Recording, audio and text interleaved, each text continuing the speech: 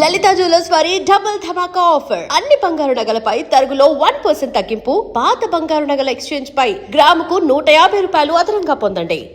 నేను చదువుకున్న అమ్మాయిని పెళ్లి చేసుకుంటాను. ఏమిట్రా నీకేమైనా మర్చిపోయిందా?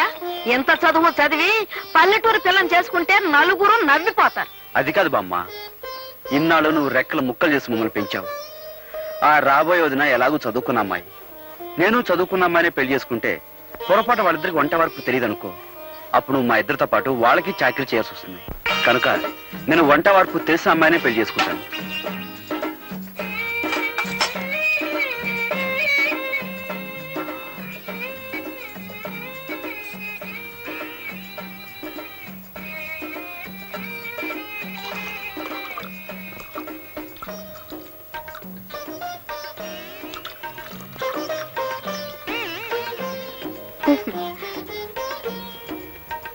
ఈ వంట వరపు ఏడ్స్ మొహం గడుకున్నట్టే ఉంది. ఇద్దరి కాఫీ కలపడానికి ఇంత గంగాళమా? ఇటిపు నా బొంద.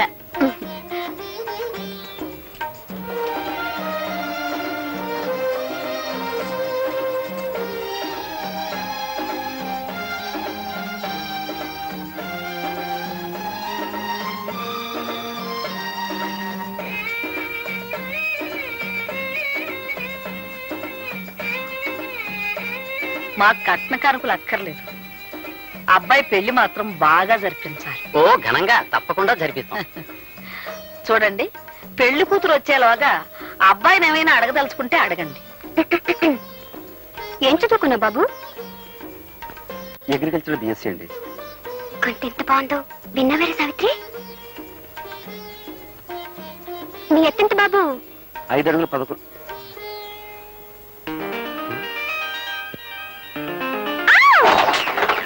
ఏమిటా చప్పుడు?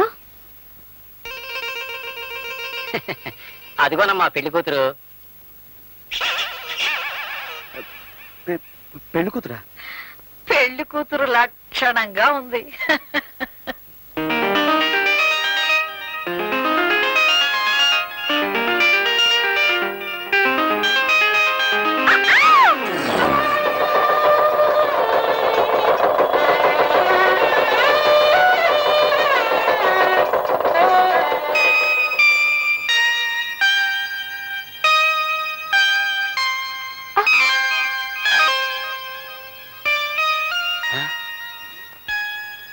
నువ్వు అప్పుడే వచ్చేసావా? నువ్వు రాకముందే రికార్డు వేసి తమాషా చేద్దాం అనుకున్నాను. రా నీకోసం రికార్డు వేస్తున్నాను.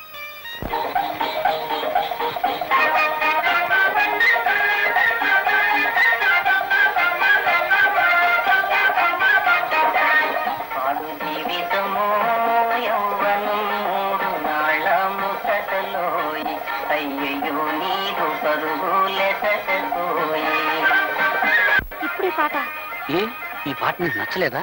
మా బామ్మకు చాలా ఇష్టం. మా బామ్మ కోపం వచ్చినప్పుడల్లా ఈ పాటే వేస్తుంటాం. అయితే ఇప్పుడు మనం ప్రేమించుకుంటున్నాం కదా, ఆ ప్రేమ బామ్మకు తెలియకుండా ఉండాలని. Very smart. ఏమిటి? మీరు చాలా గట్టివారని అర్థం. ఓహో అదా, నన్ను తిడుతున్నావేమనుకున్నాను. చూడు దేవి, నాకు తెలిసిన భాషలో నన్ను తిట్టినా పర్వాలేదు, కానీ నాకు తెలియని భాషలో నన్ను పొగిడితే ఒళ్ళు మండిపోతుంది.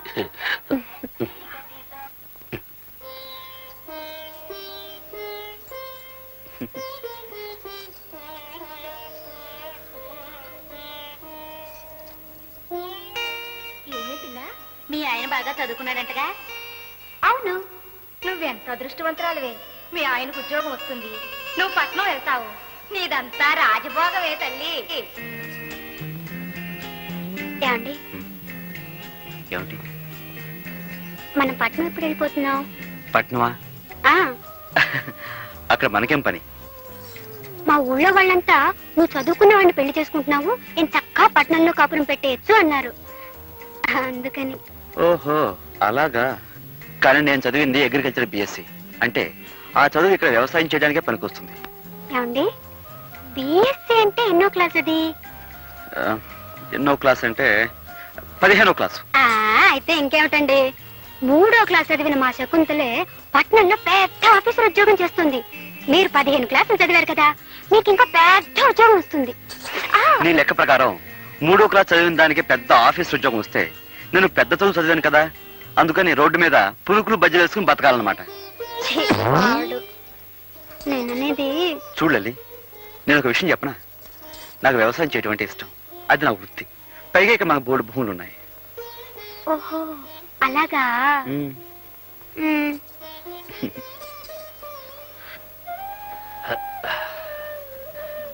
ఇదేమిటండి కింద పడుకుంటున్నారు? ఏలే శ్రీదేవి, నేను నిద్రలో దొర్లుతాను. ఒకసారి ఏం జరిగిందంటే, నేను మన ఇంట్లో పడుకొని మున్సిపు గారి వరండాలో తేలాను. అందుకని నువ్వు పడుకో, నువ్వు పడుకో. పోనీ ఒకవేళ బామ్మ గారే పట్నం వెళ్ళమన్నారనుకోండి. నన్ను మా అన్నయ్యని విడిచిపెట్టి మా బామ్మ ఒక క్షణం కూడా ఉండలేదు. చూడాలి, పైగా మా అమ్మ నాన్న 3 ఏళ్ళప్పుడే పోయారు. 3 ఏటికి వాళ్ళు పెళ్లి చేసుకుని ఇద్దరిని కన్నారా? అదేలాగబ్బా, ఎవరిరా ఇది? మర్చిపోయారా? నేను మీ సరే, ఆ పెళ్ళాన్నండి. విషయం నాకు డౌట్ లేదు. లోపల పెట్టు. మా అమ్మ నాన్న పోయింది వాళ్ళ 3 ఏళ్ల వయసులో కాదు, నాకు 3 ఏళ్ళప్పుడు. ఓహో అలాగా. అయితే మనం పట్నం వెళ్ళడం లేదు. చూడలేటమ్మా, మా వదిన కూడా అలాగే చదువుకున్న ఆవిడ, పైగా పట్నం పిల్ల. అలాంటి ఆవిడే ఈ పల్లెటూరు సర్దుకుపోతుంది. నువ్వేం పట్నం పట్నం అన్నావు అనుకో, నలుగురు నవ్వుతారు. ఏమిటి ఆలోచిస్తున్నావు? ఉమ్, అవునా? ఉమ్. మర్రా. సావిత్రి, శ్రీదేవి ఒక్క పట్నం వెళ్తామనేంత వరకు మనం వెళ్తామనకూడదన్నారు బావగారు. ఉండు, అక్కేం చేస్తుందో చూద్దాం.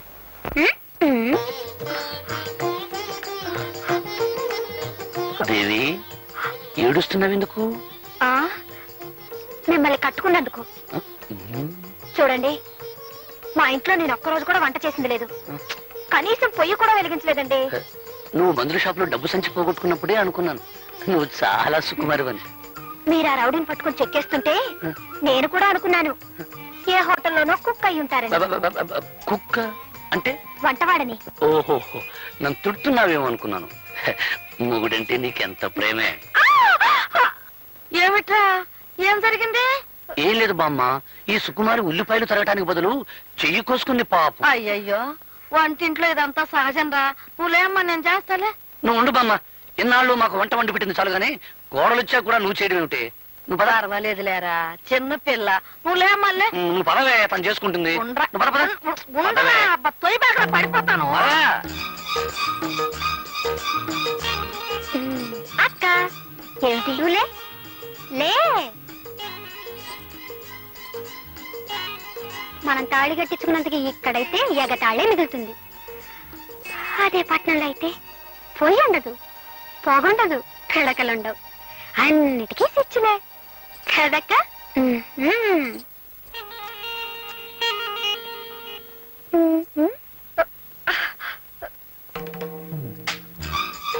ఏమిటక్క పాపం పిడకలు చేస్తున్నావా? అయ్యయ్యో, నీ చేతులు వాసనైపోతాయి. ఉండు, నేను ఇప్పుడే వచ్చేస్తాను. అత్తగారింట్లో అన్ని పనులు చేసి సీతామాలక్ష్మి అనిపించుకున్నారు. కర్మ, ఈ పేడ ఇంత కప్పు కొడుతుందని నాకేం తెలుసు? లల్లలా. అక్క, నీ పెట్టి తెచ్చాను సెంటు. ఛీ. ఆ, ఇప్పుడు పేళ్ళ చేతులు పెట్టు. చూసావక్క, సీసాడు సెంటు పోసాం. ఈ పల్లెటూరులే ఇంత. సెంటు కూడా పేడ కంపు కొడుతుంది. అదే పట్నం అనుకో, ఆముదం కూడా ఎర్ర రంగు పులుకొని సువాసన వచ్చేస్తుంటుంది.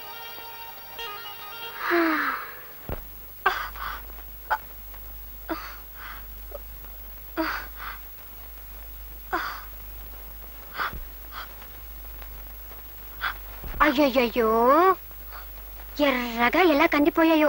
ఇటిపో. ఛీ, ఈ పల్లెటూరులే అంట. చెంచాడు నెళ్ళకి చాంటాడంత తాడు పట్టుకుని వెళ్ళాడాలి. అదే పట్నం అయితే సుచ్చి నొక్కితే.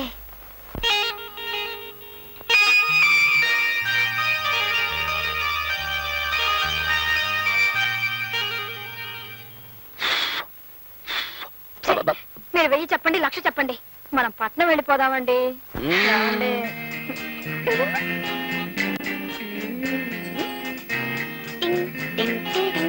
అబ్బా, ఈ పల్లెటూళ్ళు సినిమాల్లో చూడడానికే తప్ప మనం ఉండడానికి పనికిరావు. నా మాట విని పట్నం వెళ్ళిపోదా రండి. వదిన గారు అడగలన్నారు కదా, అడిగారు. మరి పట్నం బయలుదేరదామా? వదిలి అడిగింది సరే, మరి అన్నయ్య ఒప్పుకోవాలిగా.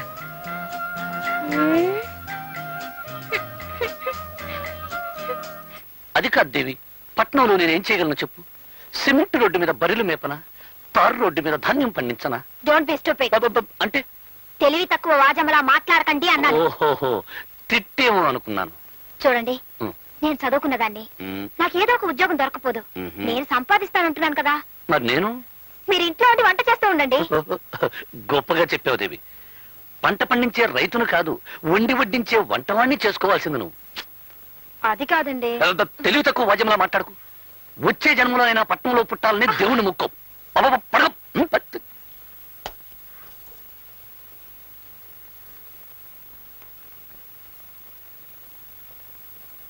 కసురుకున్నట్టు మాట్లాడితే ఈయన మరీ కష్టమంటున్నారు.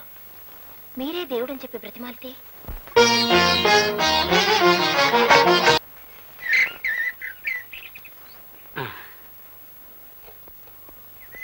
నాకు తెలియక అడుగుతున్నారు అరుంధతమ్మ గారు. ప్రచారం కోసం ఇచ్చిన నిరోధులు పోస్టర్లు మొత్తం నాకే అమ్మేస్తుంటే రేపు మీకేం గొడవ రాదా? ఫ్యామిలీ ప్లానింగ్ కు కాగితాలు గీతాలు అక్కర్లేదు. ఆ, నా బుర్ర నిండా ఐడియాస్, నోటి నిండా మాటలున్నాయి. ఆ. దంపతుల్ని 6 నెలలు కలవకుండా ఫిట్టింగ్ పెడితే జనాభా సహానికి సహం తగ్గిపోతుంది. నా ప్రచారం అంతా నా నోటితోనే చేసుకుంటాను. అవును, నీకెంతమంది పిల్లలు? ఆ, మొదటి పొండి నా మీదే చేయదలుచుకున్నావా తల్లి? వస్తా.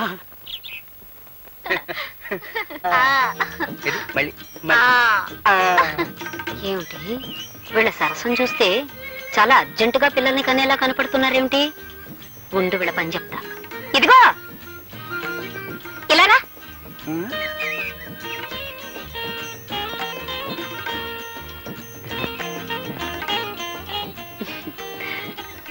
ఉండు.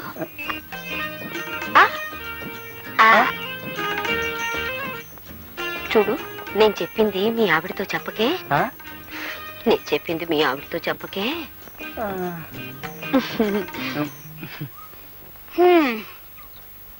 ఎవరండి ఆవిడ? ఏమిటి నాతో చెప్పొద్దంటుంది? నే చెప్పింది మీ ఆవిడతో చెప్పకే అంది. అదే ఏమిటి అని. అదే నే చెప్పింది మీ ఆవిడతో చెప్పకే అంది. అదే ఏమిటి అని అడుగుతున్నాను. నే చెప్పింది మీ ఆవిడతో.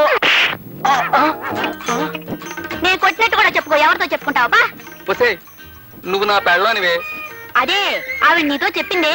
అదేమిటో నా దగ్గర చెప్పినప్పుడే మన ఇద్దరం కలుసుకుందాం. ఈ ఊళ్ళో పిల్లలు పుట్టకుండా మొదటి ఫిట్టింగ్ ఓకే. వస్తా. చేసే కాపురం చెడగొట్టుకొని ఇక్కడ అందరి సంసారాల్లో చిచ్చు పెట్టే పని చేస్తున్నారు. అంతా నా కర్మ. ఇప్పుడు ఎక్కడున్నారో, ఏం చేస్తున్నారు? ఈ ఆల్మల్ రాజ్యంలో కొత్త ప్యాసింజర్లు ఎవరు వచ్చారు? 110 నంబర్లో సోంబాబు అనే పాసింజర్ దిగాడు రా. సోంబాబు గారా? ఏ ఊరు? Vizianagaram. Vizianagaram. Good morning sir. Good morning Sombabu గారు. నా పేరు నీకెలా తెలుసు? ఆ ఫేస్ గట్టు, ఆ మీస గట్టు, మెడలో పురుగోరు పథకం, అనుమానం లేదు. మీరు మా విజయనగరం సోంబాబు గారే. కూర్చోండి. ఇదేటో నేను ఏంటి అడిగి? అదేం లేదు బాబు. ఈ లాడ్జింగ్ లో అడిగెట్టిన వాళ్ళు ఎవరైనా మా మాలిష్ చేయించుకోకుండా బయటకు వెళ్ళడానికి వీలు లేదు బాబు. బాబు, నేను ఒక్క మాట అంటాను, మీకు తెలిసే ఉంటది. మన ఇజనారం ఎలా టూరు బాబు. ఇజనారం నా టూరు ఓల్ ఇండియాలోనే కాదు, ఇంగ్లాండ్ లో కూడా లేదని ఇంగ్లీష్ పత్రికలో వేశారంట. నిజంగానే? నిజమంటాడు బాబు. All India record Ghantasala Venkateswararao దేవురు బాబు ఇజనారం. మరి పిడేలు ద్వారం వెంకట స్వామి నాయుడు ఏ ఊరు బాబు? మన ఇజనారం.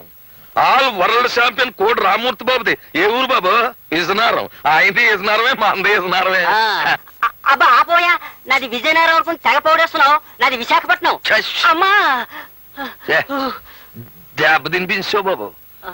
ఏట్రా పర్సనాలిటీ చూస్తే విశాఖపట్నం పర్సనాలిటీ ఇజనారం అంటాడేటా అని ఇందాక నుంచి నా మనసు పీకేస్తుంది. ఎలా టూరు బాబు విశాఖపట్నం? భలేవాడివయ్యా.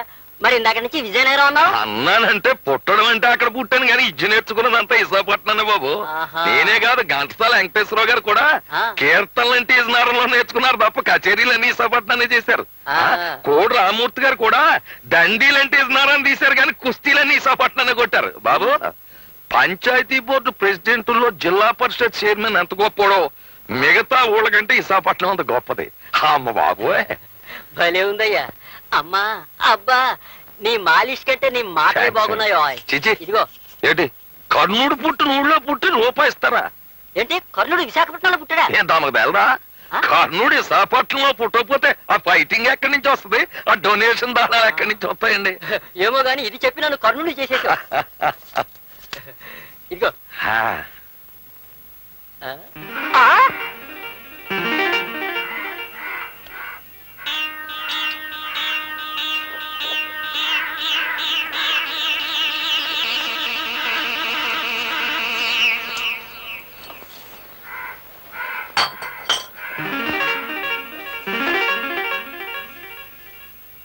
ఏమిటే బాబు మళ్ళీ వచ్చేసావు?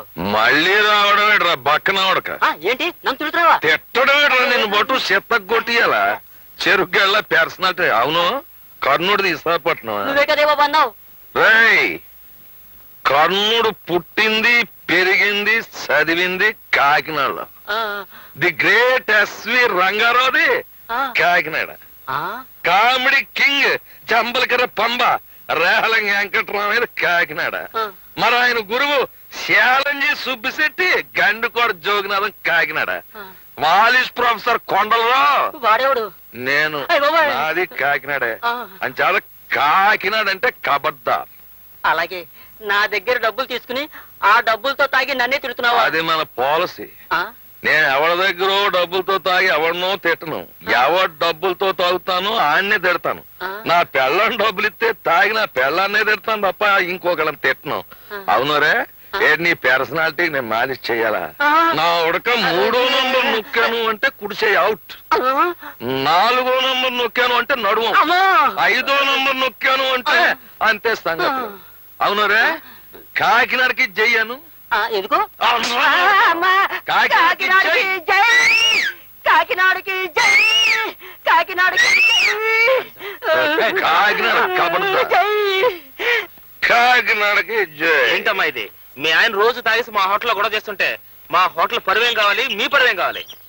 ఏమిటండి ఎందుకండి ఇలా రోజు పెద్ద మనుషులతో గొడవ పెట్టుకుంటారు? ఈడే పెద్ద మనిషి షిప్పుల్లో దిగేవాళ్ళు చెప్పులు మోసేనవాడు. ఏయ్, నన్ను shut up get out out of India of India. ఇదే న్యూసెన్స్ ఏమిటండి? ఏ న్యూసెన్స్ నాన్ సెన్స్. సోంబాబు గారి డబ్బులతో తాగాను కనుక నిన్నేం తిట్టదలుచుకోలేదు. మర్యాదగా లోపలికి పో. ఏమండి నేను ఒక్క మాట చెప్తాను వింటారా? ఏంటి? నేనేదో గవర్నమెంట్ ఉద్యోగం చేసుకుంటున్నాను. ఆ వచ్చే జీతంతో మన ఇద్దరం దర్జాగా బతకొచ్చు కదా. షడప్.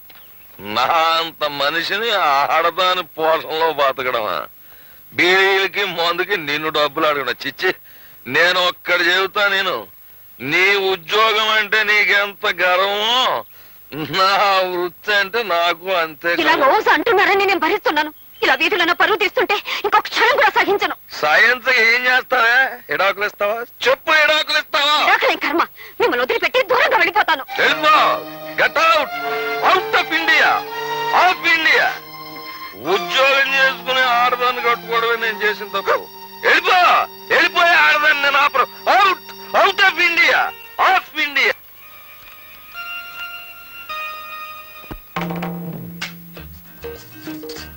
లల్లే లల్లే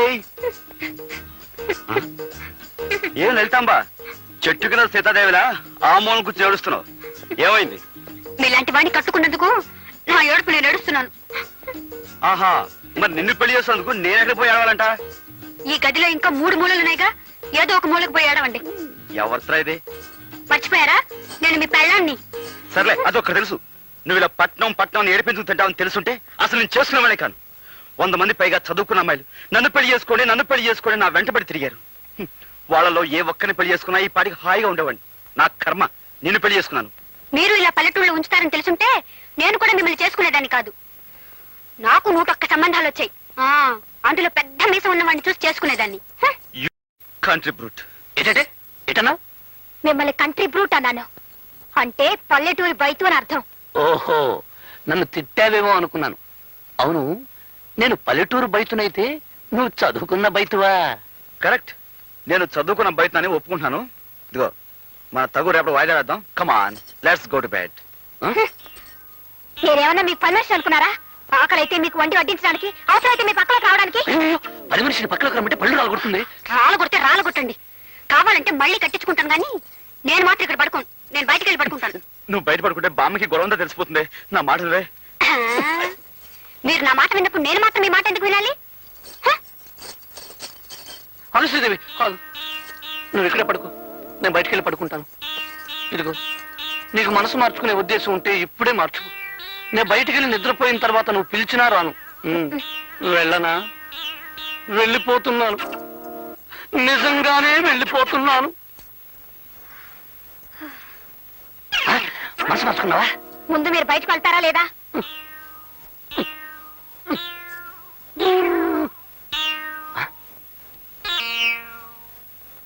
నువ్వైనా సుఖంగా ఉండరా తమ్ముడు.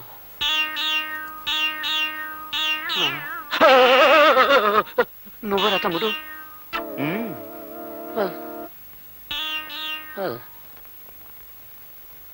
పాడు జీవితము యౌవనం మూడు నాళ్ళ ముసటలో ఐంగిళ్ళు నీరు పరుగులెసటోయి.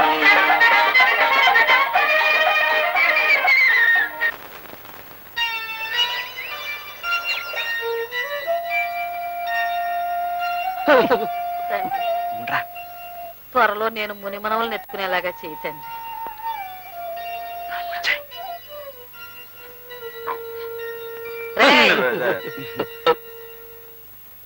సంకలో చేపలు పెట్టుకుని అక్కడికి వెళ్ళి వస్తున్నారా?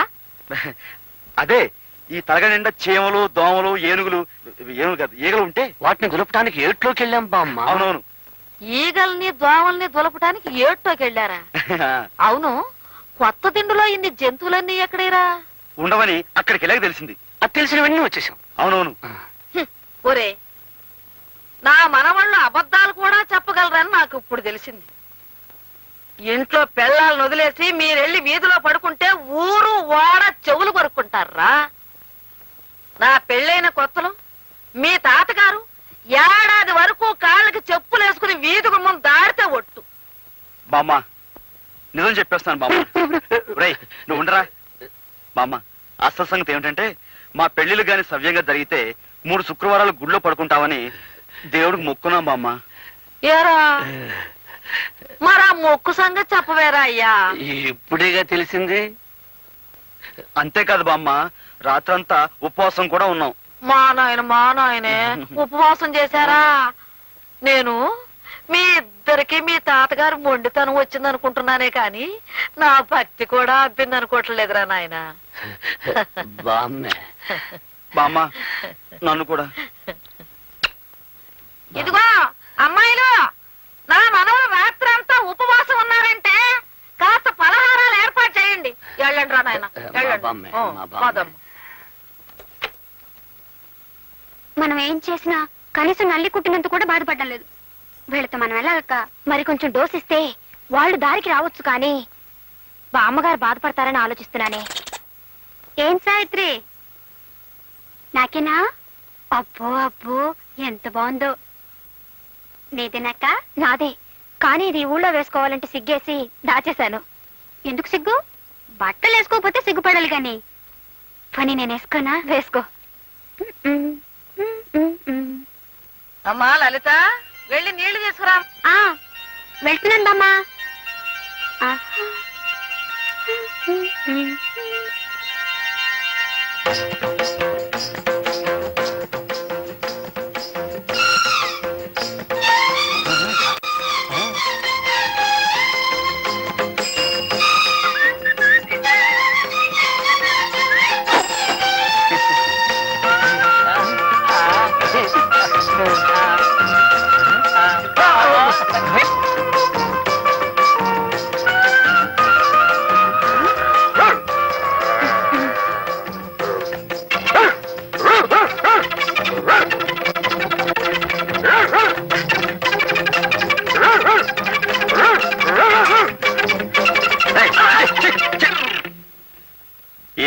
శాంతాంబ ఏమిటి ఈ వేషం? పల్లెటూళ్ళు ఇలాంటి పగటి వేషాలు వేస్తే కుక్క సైతం సహించదు. చూసాలి ఎవరా? చాలు చాలండి, పల్లెటూరు గొప్పలేగా. ఇది వధా పల్లెటూరు అంటే. ఛీ ఛీ. ఏయ్